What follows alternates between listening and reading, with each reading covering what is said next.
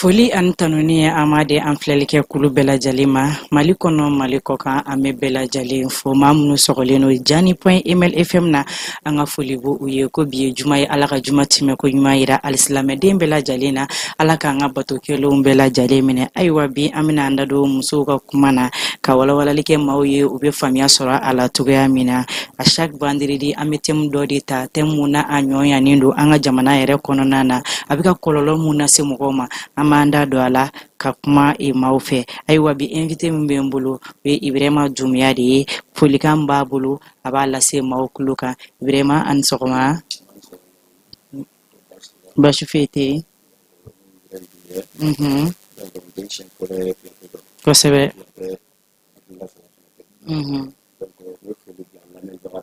siga t'a la Mali kɔkan kosɛbɛ an ka yanti yɛrɛ n'o ye Kasim kosɛbɛ kosɛbɛ Keba Jalo kosɛbɛ ayiwa Ibrahima foli o diyara an ye kosɛbɛ ayiwa bi an bɛ fɛ ka an da don an ka émission dɔ kɔnɔna na c'est-à-dire que ɲɛnɛmaya ko a ka ca dɔɔni n'an ma don finman gasi la an bɛ don jɛman gasi la o tɛ tiɲɛ ye mais bi thème mun b'an bolo o ye an balimacɛw yɛrɛ ka côté ye an bɛna kuma an balimacɛw de kan an balimakɛ minnu bɛ furu kɛ sisan u bɛ i b'a sɔrɔ kalo 1 kalo 2 ka se san 1 san 2 fana ma i b'a sɔrɔ u bɛ bɔ ka tugu muso wɛrɛw kɔ u muso mun b'u bolo so kɔnɔ u t'o filɛ diɲɛ fɛn fosi ye Ibrahima mun de bɛ ka na n'o ye d'accord Mayini i ka ɲininkali a diyara n ye kosɛbɛ donc cɛ furulen minnu bɛ bɔ ka muso t'u bolo so kɔnɔ san joli ka bɔ ka taa ɲini kɛnɛma Mayini n'i y'a ta ka jateminɛ a ko ka ca dɔɔni kosɛbɛ donc n'an ko k'an b'an da don a bɛɛ la an tɛ tila bi o ye tiɲɛ ye mais an bɛ dɔɔni fɔ a la donc cɛ furulen caman bɛ yen nɔ bi n'i y'a ye bi u bɛ taga ka taa ɲini kɛnɛma bon dɔw bɛ dépend u furumuso yɛrɛ la cogo di furumuso e ni cɛ bɛ so kɔnɔ cɛ mago bɛ labɛn sugu mun na a ɲɛkɔrɔ Mayini e tɛ k'o k'a ɲɛkɔrɔ denmisɛnnin fitinin e b'i yɛrɛ kɛ musokɔrɔba ye so kɔnɔ ayiwa sisan Ibrahima e ko ko cɛ mago bɛ labɛn sugu min na sisan cɛ yɛrɛ mago bɛ labɛn sugu jumɛn de la a muso kan ka to k'o kɛ don o don n'a bɛ nisɔndiya n'a ye d'accord Mayini o tɛ kɛnɛkan ta o tɛ dogodogo ye o kɛnɛkan ta de direct la ayiwa fini sexy a haramuyalen don kɛnɛma mais a haramuyalen tɛ so kɔnɔ kɔni o ye tiɲɛ ye i ni cɛ in na so kɔnɔ a haramuyalen tɛ o i ni cɛ ni ɲɔgɔn cɛ voilà o ye kelen filanan ye min fɛnɛ Mayini e bɛ fini lagasa don i cɛ ɲɛkɔrɔ so kɔnɔ fini lagasa c'est-à-dire o ye jumɛn fini préparé fini a furaselen tɛ mun tɛ se ka kɛ cɛ yɛrɛ tɛ se k'i lajɛ ko fila so kɔnɔ n'a y'i lajɛ dɔrɔn hali téléphone bɛ cɛ bolo filɛli ka d'a ye ka tɛmɛ e yɛrɛ kan o fana y'a juguyalen ye dɛ mais Mayini o de don parce que i bɛ fini lagasa don cɛ bɛ téléphone tigi la a bɛ ka photo minnu lajɛ i bɛ taa sɔrɔ fini sexy ɲɛnama b'olu la donc a hakili bɛ taa kɛnɛma la n bɛ taa ni ɲɔgɔn ɲini kɛnɛma mais Ibrahima e bɛ k'o yɔrɔ min fɔ est-ce que ni e kuma n'o yɔrɔ kɛ i tɛ fili dɔɔni yan sisan cɛ bɛ ka téléphone lajɛ o y'a sɔrɔ fini sexy bɛ muso la i b'a dɔn yanni an bɛɛ lajɛlen ka furu yɔrɔ i b'a dɔn sexy de ka di an ye o tɛ tiɲɛ ye sexy ka di an ye an b'a don pour attirer les hommes en un mot donc sisan nɔ e yɛrɛ bolo Ibrahima nin ye kabako kuma ye bi dɛ donc i b'a sɔrɔ cɛ dɔw bɛ yen nɔ ou bien muso dɔw bɛ yen nɔ labɛn de ka d'u ye parili ka d'u ye mais une fois que n'u furula dɔrɔn ayiwa e bɛ k'o téléphone min lajɛ ne bolo i ni cɛ ni ɲɔgɔn cɛla la ou bien i ni muso ni ɲɔgɔn cɛla la sisan nɔ Ibrahima ne ka faamuya la dɛ i bɛ se ka kuma i muso fɛ e y'a faamuya k'a lasigi ka kuma fɛ karisa i bɛ ka nin comportement min kɛ i bɛ ka nin fari min da tiɲɛ yɛrɛ la a man di ne ye n bɛ fɛ i ka yɛlɛma dɔɔni don a la o fana tɛ se ka kɛ Mayini i ye min fɔ exact o bɛ se ka kɛ cɛ bɛ se ka kuma ni muso ye so kɔnɔ mais bi musow filɛ nin Mayini i bɛ kuma bi muso fɛ n'a ma dege fɛn na a ma dege a la de donc ne y'a faamuya k'o ye degenan de k'o ye degenan de parce que a kan ka fɔ a ye depuis a ma furu o ye tiɲɛ ye o kelen filanan bɛ npogotigini caman b'a dɔn bi yɛrɛ k'a fɔ fini sexy n kan ka don cɛ ɲɛkɔrɔ so kɔnɔ parce que i bɛ taa sɔrɔ cɛ y'ale moment min na cɛ ye fini sexy de y'a la kɛnɛma ka a jara ye a y'a furu mais bi musow ta ye mun n'u furula ka ban dɔrɔn bɛ n'u yɛrɛ fɛ a tout est fini donc olu b'u bolo jigin quoi c'est très bien u bɛ walan sɛmɛ donc maintenant sisan u bɛ fini mun don fini mun yɛrɛ pli ni cɛw donna ye sinon n'ale bɛ se ka mèche don i cɛ ɲɛkɔrɔ so kɔnɔ o bɛ se ka kɛ an ka perruque dɔw bɛ yen i b'olu don perruque i bɛ se k'olu don cɛ ɲɛkɔrɔ so kɔnɔ mun b'a attirer dɔrɔn tiɲɛ don voilà donc vi a b'an ka bi musow kɔnɔ n'u furula ka ban donc a banna ka ban quoi donc elle s'en fiche u mago foyi t'a la donc maintenant u bɛ fini sugu bɛɛ don so kɔnɔ fini lagasa sugu bɛɛ don même hali n'i y'a ta ka jateminɛ hali n'i bɛ taa tobili kɛ m'a fɔ i kana fini sexy don ka taa tobili kɛ dɛ genre i bɛ se ka fini ɲɛnama don ka tobili kɛ fini mun a ɲɛna ka ɲi hali ni cɛ bɛ robe ninnu c'est très bien mais i bɛ taa bi an ka muso caman sɔrɔ tobili la bi t'a sɔrɔ fini min b'o la a tɛ se k'a lajɛ o ye tiɲɛ ye muso bɛɛ tɛ nka damadɔni bon kana damadɔni fɔ i b'a fɔ caman ayi mais ni n ko damadɔni i b'a sɔrɔ mɔgɔw fana tɛ kelen ye o tɛ tiɲɛ ye non Mayini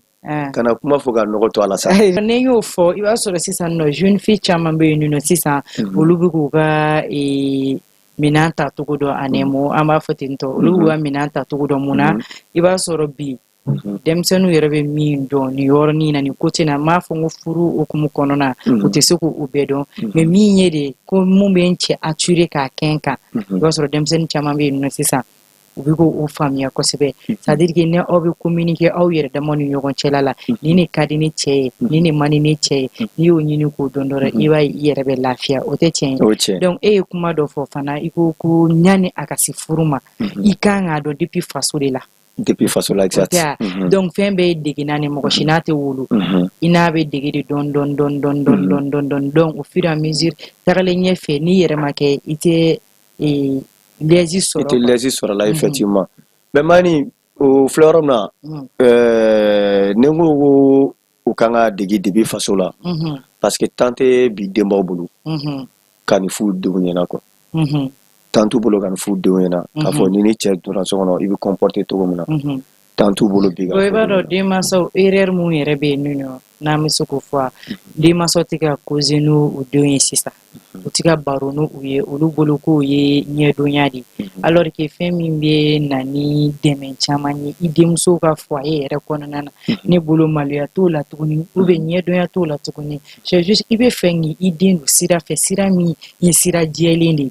i y'a ye donc ne muso yɛrɛ t'a dɔn ko n kan ka n ka minɛnw ta cogoya min na yɔrɔ kɔni a ka gɛlɛn e k'a fɔ k'i bɛ sigi i n'a fɔ i bɛ ka min fɔ donc an balaka dɔw bɛ yen nɔ an bɛna se yɔrɔ minnu ma i b'a sɔrɔ dɔw bɛ n'u wulila sɔgɔmada fɛ u b'u ɲɛ dɔrɔn de ko sɔgɔma dɔrɔn u b'u ɲɛ dɔrɔn de ko mais k'a fɔ ko n bɛ taa n ka toilette kɛ o temps tɛ dɔw yɛrɛ bolo i y'a ye donc o ye fɛn ye fɛn min n'a a kɔlɔlɔ ka bon kosɛbɛ an balimacɛw bɛ ka plaindre ni nin yɔrɔ ye sisan nɔ i y'a ye donc e bɛ se ka mun de fɔ ou bien n'a sɔrɔ kumakan min b'i bolo parce que aw de ye cɛw ye an b'a kuma caman mɛn aw yɛrɛ de da donc e bɛ se ka mun fɔ o partie la o Mayini n bɛ se ka mun fɔ o partie la muso minnu b'a kɛ u k'a dabila parce que an ka ɲɔgɔn nɛgɛ dabila bi an cɛw filɛ nin bien vrai que an bɛ fɛ k'an yɛrɛ kisi k'an tanga ka bɔ kɛnɛma kow ma parce que mot dɔ bɛ an tɛ se k'a fɔ a terme ka bon donc hakilima an b'a faamu pour que an k'an yɛrɛ kisi ka an yɛrɛ tanga kɛnɛma kow ma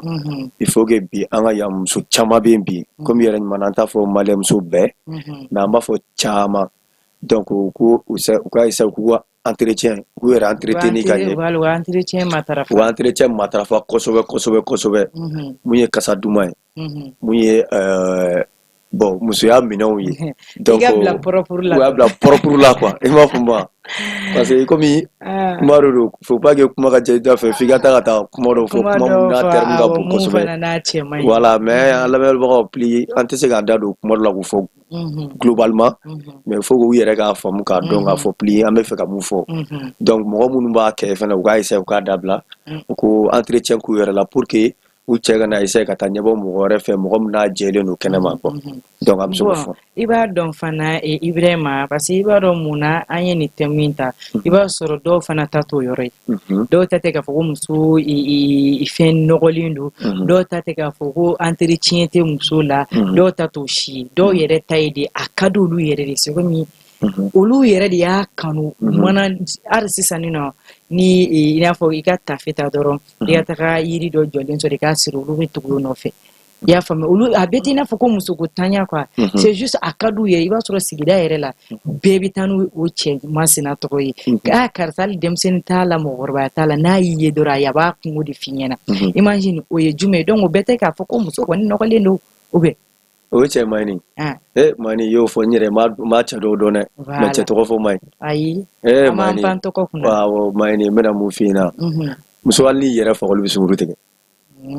non finalement furulen t'a la foyi t'a la non papa hali n'i yɛrɛ fagoli tɛ olu bɛ sunguru tigɛ o kɔni muso i kana da jɛlenya ma dɛ i yɛrɛ ka kɛ jɛlen siɲɛ kelen ayi non olu bɛ sunguru tigɛ malo ye mun mɔgɔ ye c'est à dire ne yɛrɛ fɛ ka b'u joli la de donc famille ne y'a faamuya famille de quoi voilà famille dɔ de do quoi donc olu filɛ nin u mana muso ye fasugu o fasugu la i jɛlen don i nɔgɔlen don olu kɔni bɛ u kungo fɛ e ɲɛna non u b'u kungo f'i ɲɛna hali muso furulen b'a la non est ce que b'a kalama nin n ko cɛ dɔw yɛrɛ bɛ pili tellement que u bɛ sunguru tigɛ hali ni sanfususuni bɛ ka na est ce que wala ne ye muso dɔw u b'u jɔ de sanfususuni kɔrɔ b'u jɔ sanfususuni kɔrɔ k'a tigi minɛ tɔ ma kɔnɔ mais o tɛ o ye hɛrɛ yɛrɛ de mais pour que muso ka lafiya f'u ka essayer u kana na nin jate u kana na nin bila u kunna quoi mais m'a ɲina an tanti Jɛnɛba Sɛki ka kuma kɔ a bɛ ban parce que cɛ i kɛra sunguru tigɛla to da mɛ o mɛ a bɛ ban voilà mɛ o mɛ a bɛ ban donc ni muso y'i to furu kɔnɔ k'a bila a kunna k'a fɔ n cɛ bɛ ka nin kɛ mais mɛ o mɛ a bɛ ban donc n'ala ka jɛ ye donc ne y'a faamuya i bɛ fɛ ka nin partie in fɔ muso ka muɲu ka sabali ka ko to ala ye quoi c'est à dire que adamaden mana kɛ cogo o cogo cɛ mana tiɲɛ cogo o cogo cɛ jogo mana juguya cogo o cogo don dɔ a bɛ ban voilà donc kuma in b'o yɔrɔ kan mais muso bɛɛ tɛ se k'a muɲu bɛɛ t'a kun quoi c'est à dire que i b'a dɔn adamaden mana muɲu ka se niveau dɔ la dɔrɔn i b'a sɔrɔ souvent dusukun in bɛ kɛɲɛ quoi n t'a dɔn ni bɛ k'a faamuya a bɛ na ni tiɲɛni camanba de ye an balimacɛ minnu bɛ yen nɔ n'olu bɛ u muso furumuso tɛ so kɔnɔ k'a fɔ k'a bɛ tantɔ tiɲɛ don ni muso bɛ lahala suguya dɔ la a bɛ se k'i hakili kelenku ka da kɛnɛma ta kan mais ne bolo an y'a ni hakili yɛrɛ a ka se hakili kelenku yɛrɛ ma fɔlɔ i bɛ communiquer n'a ye i b'a dɔn mun bɛ k'an jɛ communication tɛ yan. ok mani mila jɔyɔrɔ nin na i bɛ ka communication min fɔ cɛ tɛ se ka communiquer ni muso ye. mun na. mani muso ka ko ka ca turu. i n'a fɔ jumɛn. mani ye non mani est ce que b'a kalama ni nin sigi muso kɛrɛfɛ hali ne bɛ fɛ ka communiquer muso bila conseil kan est ce que b'a kalama muso mago bɛ fɛn min na a b'o le f'i ɲɛna quoi f'i ka kumakan duman fɔ kumakan duman min bɛ taga a yɛrɛ jimi sira fɛ quoi. Malɛmuso ka communication ma nɔgɔn dɛ u bɛ baga cɛw ma cɛw tɛ dɛ cɛw caman bɛ boli muso ɲɛ de so kɔrɔ. Ibrahima o yɔrɔ quand même ne bɛ taa fɔ ko tiɲɛ tɛ mais est ce que depuis ko daminɛ na na aw bɛ kuma ɲɔgɔn fɛ est ce que a bɛ se o ma. mani ko bɛ daminɛ ka di o. bon voilà waati min a daminɛ ka di o wagati de ye kuma wagati o. mani ko bɛ daminɛ i bɛ kuma ka kuma malɛmuso ye na i b'a lama malɛmuso filɛ nin ma mani ne yɛrɛ n'i ko par exemple sa n'i ko ko malɛmuso ma sa k'a finnen don sa n'i kɔ don k'i yɛlɛma i b'a sɔrɔ a jɛlen don parce que i tɛ se k'a faamu quoi. Cogo di mais muso yɛrɛ fana tɛ dɔn malɛmuso yɛrɛ dɔrɔn tɛ muso yɛrɛ de tɛ dɔn ɲini ka dɔn quoi. plus précisément malɛmuso yɛrɛ. Voilà. mais Ibrahima i fana bɛ ka baga malɛmuso ma sa. wallahi mani ma bɛ ka mun feere malɛmuso. wallahi ne dun bolo malɛmuso fana ɲɔgɔn tɛ dɛ. parce que malɛmuso bɛ ko to a cɛ ta la malɛmuso b'a cɛ sutura malɛmuso b'a cɛ tɔbɔtɔ fɛn o fɛn ka di a cɛ malɛmuso de b'o kɛ mais Ibrahima. malɛmuso mani ka muso ka cɛ sutura cogo di. malɛmuso bɛ cɛ sutura dɛ imagine i b'a sɔrɔ dɔw bɛ yen nɔ hali u bɛ daraka min di muso ma a tɛ i b'a sɔrɔ hali tilela min a tɛ yen nɔ imagine muso bɛ cɛ sutura a kan wari sara e de b'i k'i ka nin nasɔngɔ in bɔ o ye dusu baara mais a t'an kɔnɔ dɛ. mani mun f'i ɲɛna i ye mun fɔ n'i y'a fɔ cɛ ma ta i bɛ k'a sutura o bɛɛ la parce que i n'a fila ɲɔgɔn cɛ o sutura tɛ sa i kana bɔ n'a ye kɛnɛma o t'o ye wa i bɛ taa sɔrɔ cɛ tɔgɔ bɛ muso ka famille na mais lui o sutaraya lui muso ayoro ye quoi mais abenente mais c'est abeneno abenente voilà bo pintine gare muso bare de kla tukun ga ni ngala tukun ne abete sai ba soro ha do bi no mena feno de fiana kwa ibrema ami temminka atemi kono ka dun ko jugu yayi iba soro muso chama bi no be kashi ukungulu dalen do ga kungo dana ke basoro kungo dana en be nyigini ndo muna sadiri ki fembe te da muso ka muso bi kumina fo dem sen fitini ko denrendi ya famia muso hakili ni au tate se ka kekini mais ibaro o mami famia au senakateli au fo muso senakateli mais au yere di senakateli muna sadiri ki tanta au bulu ana muso nyon chesto koma au bibo au bi do fo wula da fe ou be choufe non nana no ye Dominique no yo ko ka Dominique ka aussi ole ke échange do bi akateme ini muso che o shita o che sisan bi anga ifo ekera jume téléphone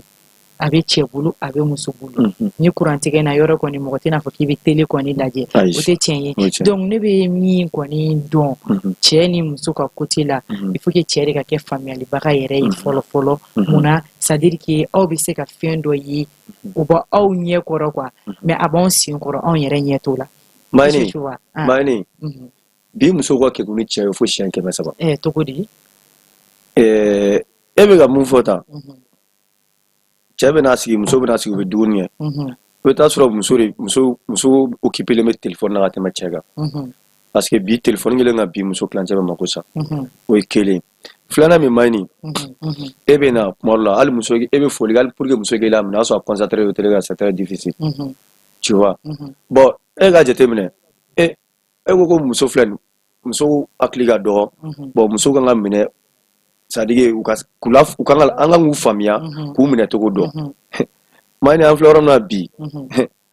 ngake furu man no jinya be ba do ko furu ma do de kala jinya da furu sigile no gele adeka kuma do abe no ya kuma do abe gele meti shike gele ya fanana ina fo iti shike no ya ina tin to ya mina arna kera klikili be kashi be klikilin kashi ke me mina mi fana fiana Ibrahima godo on no out se ka kelen il faut que au ko famia au kan ka au do yeba yin fo sisa au yere badi ndogo muso ni ye muso ko yi akacha ala fe i yere furu muso i mogo be akike to ga na bi ketento mais imagine e bi ka muso dusu kashi de 1 muso mogo be fe no la itika kai de 2 ete ye nyere la ne shute o shu fana ni na dore bi kure bi da i ba ke suno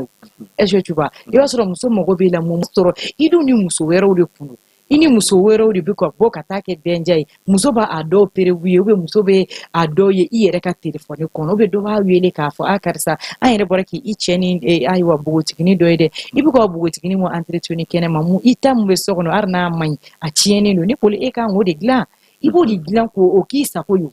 o ka ke modele enye koro e ka glambe ele che atina do chewere nye koro me abise ka hadu enye koro. Est-ce que tu vois? Donc il va au défaut du gouba de bi et anga choula ya famia au défaut du gouba de bi anga choula so mana ke tugu walde ni dunia ya fa bla ka babla kon ka dia ka bla be ko kataka koni donc cela veut dire que furu kadai mais au te nyoron famia kaluke de kalofla bala ubi gadamine kaluke de kalofla e beta me téléphone na awo e chéri e moni avec tanto imagine mais ça fait mal fo muso ka a senti de dien don do muso ka a senti de ko do re bi faranche ka jenyi ka ko ka tafe muso kolonte na yo ta ko la ja Ibrahima kuma be son a chaire d'accord mani ye kuma am fo ya fo to na ni muso be bo afa fe ka ba fe ka ta e fe furula effectivement mais bara ni o ta ko jatemna ne bo ke follow muso de ya parce que follow muso ba bloku na mboran fa fe ka bomba fe ka na chefe nganga chemne ka nyabi mais ni ko kanga kuma bi muso ko fenga ake bi muso kuna ko mboran fa fe ba fe ne bi muso be pressé de maraji nyani maraji ga se o be gansele mke anu be fiesta ni mke a kuma nyaga ni bula ga iranga maraji ni do ani maraji ere do même snapu ni fen en terme so na fe mke amna cérémonie munike donc bi muso be pensionori Ibrahima yi abetu mani Ibrahima ka to doron ko mi na cérémonie min ke ko ka photo ta de ka sinapu ke doron ne kama bi do furula jiye ndongo na me sinapu la jiye ndongo Ibrahima fana ka gele mani wallahi mena mu fina bi furu bi pogotigi furu bi muso ka furu bi mena mu fina bi a bɛɛ maraji ɲagar de ni maraji bana ta i ka taga lajɛ b'a ye plus mun da cɛ kan. Mais est ce que cɛ yɛrɛ fana to ye? Cɛ? Awɔ. Ayi. Ibrahima a bɛɛ bɛ da muso la cogo di? Jeune ye jeune ne yɛrɛ ye jeune fille ye. Imagine toi o bɛ kɛ cogo jumɛn e b'a fɔ ko furu ɲɛ donc o b'a sɔrɔ furu ɲagaɲaga bɛ aw fila bɛɛ la ne o de don donc aw si ma furu ɲini k'a dɔn. Côté fila bɛɛ la mɔgɔ si ma a t'a fɔ furu kuma fɔ e ɲɛna nin fana ka côté la nin fana somɔgɔw ma a fɔ ko furu bɛ kɛ tantɔ alors que furu in kan ka kɛ leçon de diɲɛ don o don sɔgɔma a kan ka kɛ cɛ kun diɲɛ don o don sɔgɔma a kan ka kɛ muso kun aw ka dɔw la na aw furu la ko gulikiban tɛ ko n'i sɛgɛnna k'i b'a bɔ ko k'a da o donc ne e ko sisan k'e bɛ fɔtiw bɛɛ kɛ muso ye sisan nɔ Ibrahima a bɛ bɛn a tɛ se ka ɲɛ furu la cɛ ka base ka dɔgɔ dɔɔni cogo di kuma bɛ kɛ muso fɛ o kuma tɛ kɛ cɛ fɛ normalement ni kuma in kan ka kɛ bɛɛ fɛ tiɲɛ don u b'a fɔ ko furu bɛ muso de bolo ko muso muɲu i ka sabali i y'a faamuya yɔrɔ b'o kuma ni o fɛnw fɔ tiɲɛ don i kan ka muɲu i ka sabali mais fɛn dɔw bɛ yen nɔ a tɛ se muɲu yɔrɔ ma donc olu dɔw ye saya de ye quoi i y'a faamuya donc ne bolo furu kan ka fɔ denmisɛnnin fila bɛɛ de ɲɛna aw k'a dɔn ko aw bɛ ka don union min na ko kulonkɛ fɛn tɛ nin ye ko daminɛ de nin tɛ ko laban ye donc aw mana sɛgɛn a la cogo o cogo a bɛ tila k'a reprendre tuguni imagine i bɛ exemple ta denmisɛnnin dɔw kan sisan nɔ i b'a sɔrɔ u bɛ don furu la bogotigiw kɛnɛkɛnɛw de don u bɛ don furu la furu tɛ tɛmɛ kalo 6 kan i b'a sɔrɔ u bɛ tribunal la imagine toi tribunal falen don furu la mais an b'a ɲini k'a dɔn parce que an ye ɲɔgɔn ɲini bɔlɔn kɔnɔ de an ye ɲɔgɔn ta bɔlɔn kɔnɔ wa bɔlɔn kɔnɔ kelen de an bɛ ɲɔgɔn bila est-ce que tu vois donc cɛ ma furu dɔn wa muso ma furu dɔn donc o ju ye jumɛn ye an yɛrɛ mansaw ma hali n'i ko k'i bɛ ba ta cogo o cogo i bɛ cɛ bila min n bɛna fɛn dɔ f'i ye cɛ lamɛnnen don ka tɛmɛ ba kan cɛ lamɛnnen don ka tɛmɛ ba kan ni ko mana gɛlɛya cogo o cogo n bɛna min f'i ye i b'a sɔrɔ ba b'a si kɛ ka kuma kɛ mais kumakan kelen cɛ ka kumakan kelen den b'o de minɛ ni pince ye. Mani jɔ dɛ i bɛ ka kuma fɔlɔ de kan wa bi. Hali bi mara ma tiɲɛ sa mara ma tiɲɛ an bɛ k'a fɔ de mara tiɲɛna mara bɛ tiɲɛ cogo di mara ma tiɲɛna an yɛrɛ de bɛ k'a fɔ ko mara tiɲɛna o de bɛ ka don denmisɛnninw hakili la sinon mara bɛ hali sini sɔgɔma. Mani cɛ ta ye dɔrɔn final le quoi woro bɛ taa d'ale ma dɔrɔn ni baw ko mun de bɛ kɛ bi furu la bi baw de da bɛ furu la bi ni yɛrɛ bɛ fɛ bi ni bɛ denmuso nɔfɛ bi i nɔrɔ ba la i kolekole ba la i b'a sɔrɔ donc ne y'a faamuya depuis o yɔrɔ la mara tiɲɛna olu fɛ yen mais i b'a sɔrɔ mara ma tiɲɛ yɔrɔ bɛɛ c'est à dire sɔrɔ o du muso de kelen don ka jɔ n'o fɛn bɛɛ ye hali cɛ yɛrɛ dɔ fini muso jɔ ka question dɔ d'i ma la awɔ bibi na bi waritigiba a bɛ fɛn bɛɛ san ka d'a muso ma muso tɛ baara la mais n'i bɛ fɛ bi o k'i ta baara la cɛ k'i ta u ka baarakɛyɔrɔ la bi kana taa kuma cɛ fɛ dɛ taa muso conseil n'i ye muso conseil i bɛ taa o baara la muso b'a fɔ cɛ bɛ taa baara la sisan k'o ye jumɛn k'o ye mara de ye mara tɛ dɛ n bɛ fɛ ka mun fana bi an cɛw bi an kelen k'an fɔ depuis ala ye diɲɛ da tulukala bɛ se bomosi la o e bɛ ka ɲinɛ min kɔ mais yɔrɔ problème fana bɛ yɔrɔ min na sisan i bɛ ka waritigiba mun fɔ k'a bɛ s'a muso la i b'a sɔrɔ diɲɛ mɔgɔ o mɔgɔ bɛɛ n'i ka faiblesse de don i y'a faamuya dɔw ka faiblesse t'u muso ye dɔw ka faiblesse y'u den de i y'a faamuya mais n'i ye cɛ o cɛ fana ka faiblesse kɛlen ye a muso ye dɔrɔn cela veut dire que cɛmuso in b'a ni wo dɔ cɛ mais ne bɛ fɛ ka mun f'i ɲɛna an cɛw filɛ nin ne yɛrɛ hali muso kelen de bɛ tila k'a fɔ k'an cɛw t'u fɛ k'an man ɲi ayi i tɛ ka fɛn dɔ de faamuya Ibrahima hali ne yɛrɛ b'a la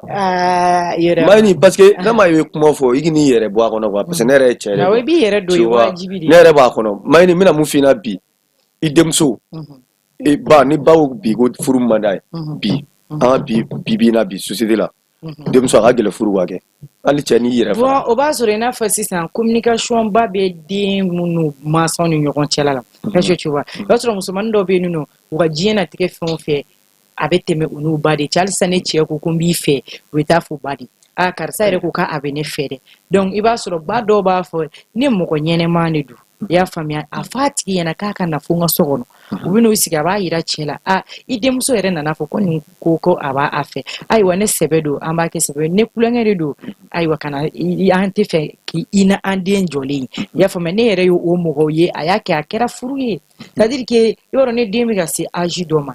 il faut que aw minnu de ye parents ye o de k'u hakilina ɲini k'a dɔn i b'a sɔrɔ den bɛ siran ka gɛrɛ fa la u ka kumaw bɛ siran ka gɛrɛ ba la kumakan dɔw b'a bolo k'a fɔ mais a ja bɛ tigɛ a b'a fɔ n'i y'a fɔ a bɛ se ka kɛ mama bɛ na n bugɔ mama bɛ na n kɔrɔfɔ papa b'a kɛ tan tɔ papa b'a dɔn tan donc olu kɔnɔna na i b'a dɔn n bɛna fɛn dɔ f'i ye ha diɲɛlatigɛ ko filɛ nin ye a ka nɔgɔn kojugu i y'a faamuya i n'a fɔ furu an bɛ furu min kan a ka nɔgɔn kojugu donc an balimacɛw filɛ nin ye dutigi y'olu de ye mais olu bɛ k'u jɔyɔrɔ bila Maïni, vous jɔyɔrɔ bila n'o kun f'i ɲɛna o jɔyɔrɔ tɛ dɔwɛrɛ ye parce que pli an y'an kɛri bɛɛ di muso ma quoi. Muso minnu y'u kɛri bɛɛ di cɛ ma fo ka kɛ saya ye dun e bɛ mun fɔ la. Muso k'u kɛri di cɛ ma. Awɔ. Bamakɔ yan Mali la yan. Bamakɔ yan. Mali la yan. Mali la yan perebu ba de bɛ n bolo. Maïni 100% a tɛ tɛmɛ 2% kan. Mun 2%. Maïni i bɛ cɛ caman ye moto sanfɛ bi u bɛ kɛlɛla kuma la dɔwɛrɛ tɛ u ni mun bɔra so u b'a dɔn. Bon cɛ ye mun kɛ dun. Cɛ ye mun kɛ. E ma dɔn muso bɛ cɛ sigilen dɔrɔn sɔrɔ dɔrɔn Ibrahima ka baga ma. Maïni muso b'i ci ka sɔrɔ a ma busan fara ye. A bɛ sɔrɔ e ye fɛn dɔ de kɛ n'i y'a y'i ci i ye ko dɔ de kɛ o tɛ tiɲɛ ye mais si a bɛ se ka baga dɔrɔn ka se e muso mana sisan nɔ Ibrahima ka na e sigilen to dɔrɔn ka sin k'a fɔ k'a bɛ e ci ka sɔrɔ e ma fɛn k'a la ka sɔrɔ e ma fɛn dɔ yira ou bien ka sɔrɔ muso ma fɛn dɔ suspendre e kan Ibrahima o bɛ kɛ cogo jumɛn sa. Maïni furu kɔnɔ o de y'a to a y'a fɔ n ko furu ma nɔgɔn cɛ bɛ fɛn o fɛn kɛ muso la muso kan ka muɲu a la a kan ka mun a tɔgɔ la parce que e m'a mɛn muso cɛ nɔgɔ kun parce que furu ma nɔgɔn e bɔra i fa de fɛ ka bɔ i ba fɛ mɔgɔ bɔ a fa fɛ ka bɔ a ba fɛ ka taa mɔgɔ wɛrɛ fɛ yen dis-toi que o ma nɔgɔn i t'o tigi yɛrɛ sara sɔrɔ parce que aw bɛ ka ɲɔgɔn dafa de. C'est très bien donc o de kama muso kan ka muɲu muso kan ka sabali i b'a jateminɛ Unusangarega fɛ asafurula Tante Jɛnɛba Sɛki ka fɛn na a ka furu la a bɛ kuma muso de kan kosɛbɛ yɛrɛ parce que mɔgɔ b'a dɔn i b'a dɔn muso de priorité ni tiɲɛ don Ibrahima muso de priorité e bɛ ka fɛn dɔ fɔ sisan nɔ ko cɛ mana diɲɛlatigɛ ko ko kɛ sisan muso i kan ka mun i tɔgɔ la ka tɛmɛ mais est-ce que a bɛɛ bɛ se ka mun tɔgɔ la ka tɛmɛ bon fɛn o fɛn n'i ma se ka mun i tɔgɔ la ka tɛmɛ i k'i jilaja fɛnɛ i kana labɔ fo ka kɛ kɛwale min bɛ kɛ dan sigi i ka foyer kɔnɔ donc cɛ wa bɛ muso la parce que cɛ filɛ nin cɛ dusukolo ka bon trop parce que an ka ɲɔgɔn nɛgɛ dabila muso bɛ se ka ko dɔ kun cɛ tɛ se ka kun dusu fanfɛla fɛ par exemple sisan ne ni n cɛ ɲɔgɔn bɛ se ka ko dɔ kɛ ne la an bɛ se ka ɲɔgɔn bɔgɔ fo ka ɲɔgɔn jogin o dusu mais muso bɛ se ka ko dɔ kɛ muso la muso tɛ réagir i b'a fɔ cɛ quoi n'i ye muso yɛrɛ k'i bɛ réagir i b'a fɔ cɛ yɛrɛ nka cɛ problème c'est à dire que i ye muso problème ma de quoi parce que foyer kɔnɔ tout le temps i ka furu tɛ mɛn si la quoi parce que c'est à dire que n bɛna fɛn dɔ de fana f'i ɲɛna cɛ ani muso yɔrɔ n y'a fɔ n ka kuma na ko an ye ɲɔgɔn dafalan de an bɛ ɲɔgɔn dafa o tɛ tiɲɛ cɛ ni muso tɔgɔ de ko muɲu ani sabali o tɛ tiɲɛ donc cɛ i kan k'a dɔn ko e kan ka mun kɛ cɛ ye doniba tala de ye n t'a dɔn n'i bɛ k'a faamuya cɛ bɛ doni de ta donc cɛ man ka dɛsɛ doni kɔrɔ muso mana kɛ togo o togo i muso fariyana ko tasuma de bɛ bɔ i muso da kɔnɔ i muso mana kɛ i n'a fɔ ko furankuna de yɔrɔ i tɛna juguya ka tɛmɛ furankuna kan o tɛ tiɲɛ ye i kan k'i muso mara k'a maîtriser k'a bila i ka niveau la mais bi cɛw bɛɛ teliya o de la n y'a fɔ olu ɲɛ bɛ mun na bi c'est comme n'olu ye muso furu dɔrɔn olu bolo ko non ko olu tilala quoi est-ce que tu vois ni olu ka ko bannen de donc sisan nin kɔni tun bɛ ka fɛn min ɲini y'o sɔrɔ déjà u b'o garder so kɔnɔ fɔlɔ k'o kɛ i n'a fɔ a ka jɔn est-ce que tu vois donc u bɛ bɔ sisan u bɛ taa ɲɛɲini kɛnɛma tuguni u bɛ taa kɛnɛma taw yɛrɛ minɛ imagine i b'a sɔrɔ wari de tɛ maliyɛn cɛ bolo wari t'a bolo walayi bilala a bɛ da dumuni min ɲini k'a kɛ u ka gɛlɛ a ma mais a bɛ bɔ muso yɛrɛ nɔfɛ i b'a sɔrɔ fɔlɔ min b'a bolo e ma se k'o ladon ka ɲɛ e bɛ furu kɛ cogo di furu tɛ se ka k'o kan o donc il faut que aw ka ɲɔgɔn minɛ de i b'a dɔn fila min b'i bolo quoi aw k'o tila aw ni ɲɔgɔn cɛ de e mana na ni wari ye cogo o cogo e bɛ k'i ka denbaya de ni na hinɛ e bɛ k'i ka denbaya de sankɔrɔta ala bɛ se k'e to kɔfɛ cogo di o kuma t'a la mais i b'a sɔrɔ maliyɛn cɛ muso saba b'a bolo mais a bɛ luwanse la o tɛ tiɲɛ ye donc bɛɛ b'i den balo. Maïni sisan n bɛna mun f'i ɲɛna i ye mun fɔ cɛ dɔw bɛ dɔrɔmɛ kelen t'a bolo foyi mais a bɛ tɛ ɲu muso filanan kɔrɔ mais a y'a ta kun jumɛn na muso fɔlɔ bɛ ka mun de yira a la muso fɔlɔ bɛ ka mun de k'a la parce que muso bɛ se ka ɲumanya kɛ devant tout le monde cɛ la mais ka sɔrɔ a bɛ ka mun d'a kan un contre un ala de b'a dɔn. donc sisan ne y'a faamuya ka muso fɔlɔ tɔw ma ɲa ka muso filanan tɔw ma ɲa ka muso sabanan tɔw ma ɲa ka naaninan ta e kuma na e mɔgɔ ye. Maïni bi muso ɲuman ma dɔgɔ wa. ayo kuma kontala ika follow ta ibirema follow ka nana nyasa anga ke muso follow yere kana nana jinye kono me flana fane iyo mu fana ta iye sonda follow la se ita sonda flana na ita sabana mita alors que fente ebol moto mu yebe moto mi yere ko be pousser moto mi pousser pour que moto ka se ese yoro la mo bela chere ebi hani kwa ebi disi wara alors que fente arne don banana den doranga bana ete se ko furake eko denye ko denga bana ete furake muso be senge donc imagine muso chama mi ke dutike bimuna ni yoro dido ibara muso be sa deni no fe denga bana sisa ibrema muso ke wili ibrema ane de manyene de abe tanto ka fo che warte ne bulu na ba arrange to mina arrange muso ko ke kele ko ke fla ko ke sabo au fur et à mesure nga bi ke mogola nguluni ibe je fon fe fati la metukuni o koni be kuma fe nyabe turu muso te jate tuguni donc fe ndo de be nuno aba essayer di au munu che o ko vie organiser kanya muso ko yoro flena ma no koni iba soro an muso do be na nga fari me ka fo ko an che jubiya ban kono olu kuma tala iba be kon ba ko furu man no muso mana de ngoni wolu ka di che ma furu la koni furu baraji ma ba furu baraji bana bi ka fe me pasa mais an faut que an balima cho ibrama o ka fe ndo de famia ko an muso ya andodi muso ya ambala muso di tu vois cheo cheni oblay kuna femini muso tekele so muso be fakali ko kele se fa enete ejato kui fatori we nete ejato kui ne dogonde donc teme ban iba ye ha eni muso jinya bi tafo jinya be fembe forma aye okele ni do aye faralita mani yo mani yoro rectifier gana muso blagata kilna wore fa ina fa akina jume kata baldi ki muso ki balma muso yi muso mi ifakal ko kila ya fo nete jate ne fato muso yi beta oma tanti jana wacha ga mizege malame ne ala meke tanti jana wacha ko mesiga ga ba ro na meke ako muso ni mi chebu ya furu kono ni mo baga ni chefu furu kono yera de ibrahima olu example be ni no ne re ye mugola aya fo ne yena ako muso flari ba bulu me muso following aba bunya kene ma ina fo aka che sugun tike kwa ka du kene mana na de me muso flana kene ma be ne ni minda che ka ukera ala nyana be che ne ni voilà yayi be ko ke ko ne de unte ke fenyu de unte du dala mais imagine me che dadi kure aka korore ago ko me ko muso flana me mun kale so kono ko kera ala nyana n'est-ce pas mo ma fo de ayere dadi biga fo me muso follow diun ushima ke fenyu muso follow diun biga ke ina fo se komi ubetere wuli kadu unyogona ma me muso flana ndio olu de be entreprise ni feona nyiningali kera ko ko ta muso folo nyiningata kabe mi kale la sokono donc na sera ka dado ala ko kuma be ni no ayere wulu dinga kala ta nyininga tukuni ko karsa ne ko ne re ne tar ne mun ke alalo ne ko meta entreprise dola o yemwele ko beta chokora ko ni tar ki be segui ki teta wala ki bay min kenena tangi ni ba mana jo ko ya karsa nyemi ki la furu nyogona ya fama ko te do dala ya fama me ya foto mi na kera de nana kashira ako fama ko ako karsa ko ma ke tugudi ki bi si ki bete wuli ba di floma ni ba nana ne ma jinye dungudo odo ne fana sona tu vois donc kene manente e reality mo bi ga nyine mi ko kene ma ibaso muso to bu che dogo ya iri dogo we neni fensu ga be da nyon ko nu ye shenta da mine jinye ba ko ko nu ya toro me ai so gonna na ibaso rudu ni e bana ulu dio ni bike anga mo bo ye sa dire ke ibado furumano wa kuma kacha antina sega andado abela kamen foke anwo fami an nyon chela la d'accord maini mena mu fina anga bi muso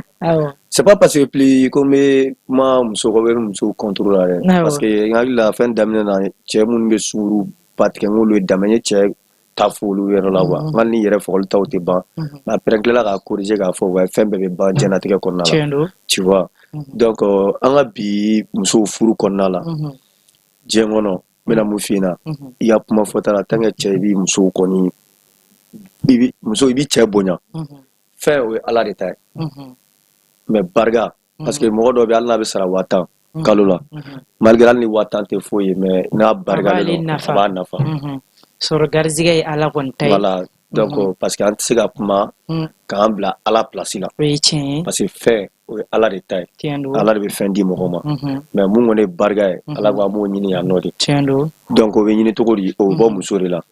mani anga bi muso eche furu barga ma do ko bi bon aiwa o wani sisan ko ni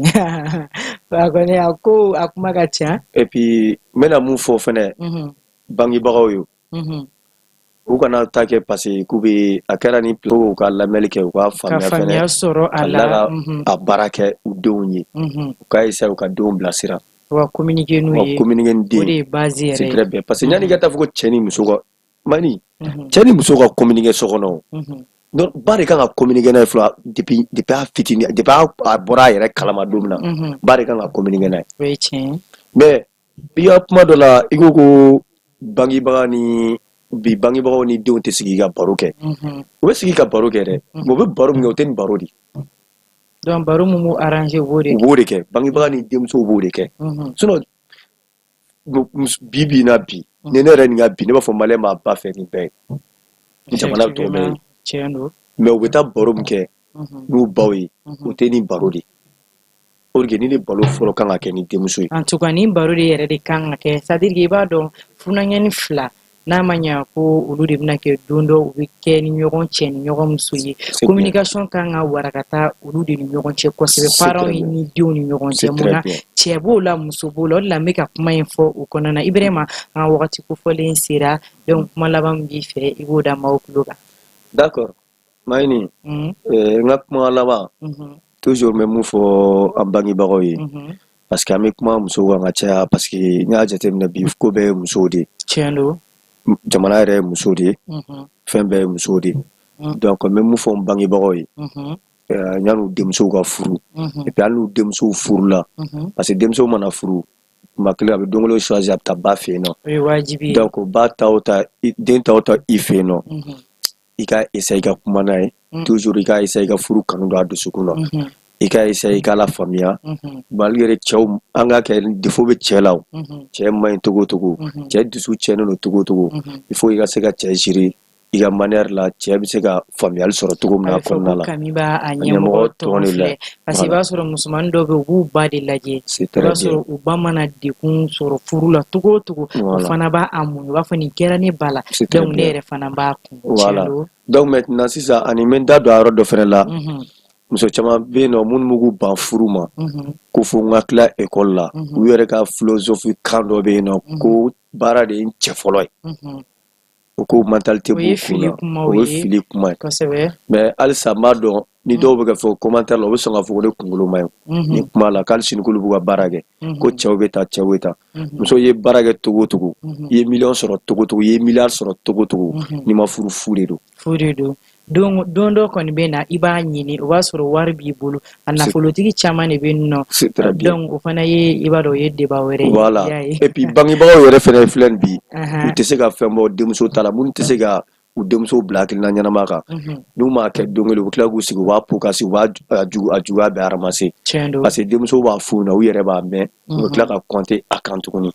parce que u tɛ se ka fɛn bɔ denmuso ta la parce que vie que plus denmuso bɛ ka wari dɔ d'u ma kɛrɛfɛ parce que dɔw caman denmuso bɛ wari d'a ma ka sɔrɔ denmuso tɛ baara la u b'a minɛ denmuso b'u lafiya u b'a minɛ voilà donc u baw k'u nata bɔ wari kan u k'u nata bɔ diɲɛ fɛn bɛɛ kan u kuma n'u denw ye et puis muso b'a bila u kunna furu de priorité ye mɔgɔ i bɛ se ka furu ka baara kɛ et puis kalan yɛrɛ tɛ mɔgɔ kɛ fɛn ye faut que muso k'o bila u kunna kalan tɛ mɔgɔ kɛ fɛn ye et puis baara yɛrɛ fɛnɛ filɛ baara tɛ mɔgɔ kɛ fɛn ye fɛnɛ ka fara kan fɛntigiya bɛ Ala de bolo. Courage bɛ mɔgɔ min na i bɛ nɔbɔ ko la o yɛrɛ b'o yɔrɔ de bolo furu ni kalan tɛ ɲɔgɔn ɲɛ sira la furu ni baara sɔrɔ tɛ ɲɔgɔn ɲɛ sira la kuma tɛ wari yɛrɛ fana voilà effectivement